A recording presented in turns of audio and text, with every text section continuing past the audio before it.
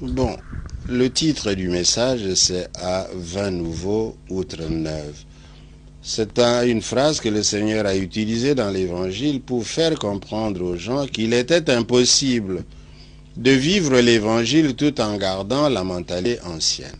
C'est ce que nous voulons dire à nos gens. Nous sommes entrés dans la démocratie, ou au moins nous voulons entrer dans la démocratie. C'est pour ça que nous sommes allés aux élections, et voilà pourquoi l'Église s'est engagée à former les consciences et à donner une formation civique et électorale au peuple, et cela ensemble avec toutes les confessions religieuses. Pourquoi nous avons donné cette formation? C'était pour que le peuple congolais sache exactement ce que c'est que les élections. Pourquoi on va aux élections? Pourquoi on vote? Pour qui on vote?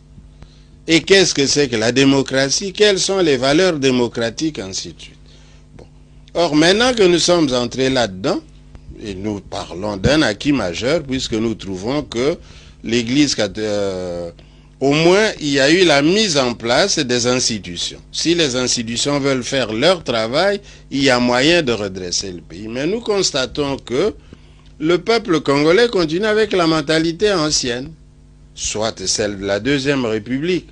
La corruption bat son plein, il a battu son plein pendant les élections, et il continue à battre son plein. Nous constatons qu'il y a une anarchie. Or, la démocratie n'est pas l'anarchie. La démocratie, c'est l'état de droit. Et l'état de droit suppose que chacun respecte la loi, que la loi est au-dessus de tout le monde.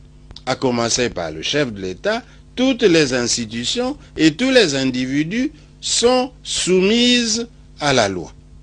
En d'autres termes, il est inacceptable que dans notre pays, on arrive à une exploitation sauvage des ressources minières et forestières, on arrive à une vie qui n'a guère cure de rendre la justice, on arrive à un ensemble d'antivaleurs dans la société.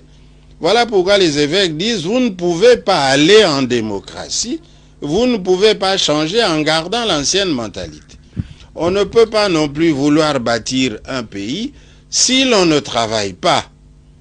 Donc, il est impossible d'attendre son pain en croyant que les noko vont nous amener à manger, que les noko vont nous amener à boire, que les noko vont venir faire le travail au Congo. Non.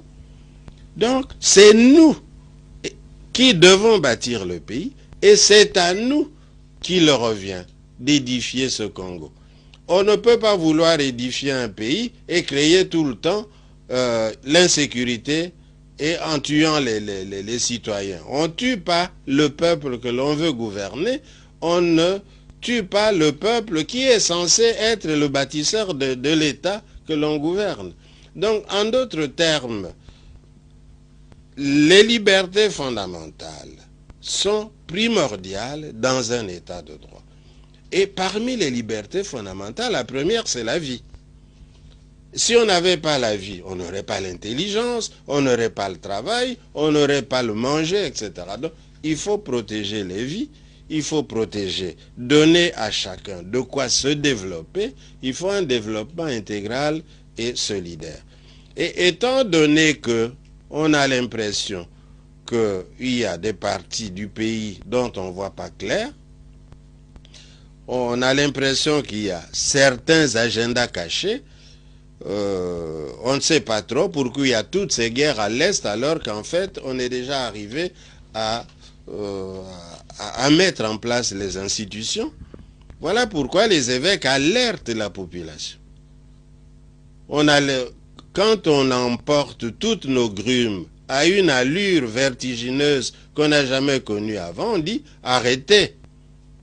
Quand on voit emporter tous nos minerais, quand on voit qu'il y a des hélicoptères et des jets qui viennent de l'étranger, qui atterrissent directement à l'intérieur du pays pour pouvoir emporter le sol, aller l'analyser, savoir quel minerai on a au Congo, si ce n'est déjà pas pour le prendre et le vendre, on dit halte. Et voilà pourquoi les évêques ont dit, la maison brûle, ne dormons pas. Et si nous voulons que la maison ne brûle pas, changeons de mentalité et luttons contre les antivaleurs, fondons notre pays sur des valeurs. Et nous adressons aussi ces messages à la communauté internationale et aux investisseurs. Un point fort, c'est que les évêques demandent à tous les Congolais qui ont de l'argent d'investir dans le pays. Il n'est pas normal que les Congolais qui ont de l'argent gardent ces pays dans des banques européennes et que cet argent ne profite pas au pays, pendant que d'autres viennent faire de l'argent chez nous. Nous leur demandons de venir investir.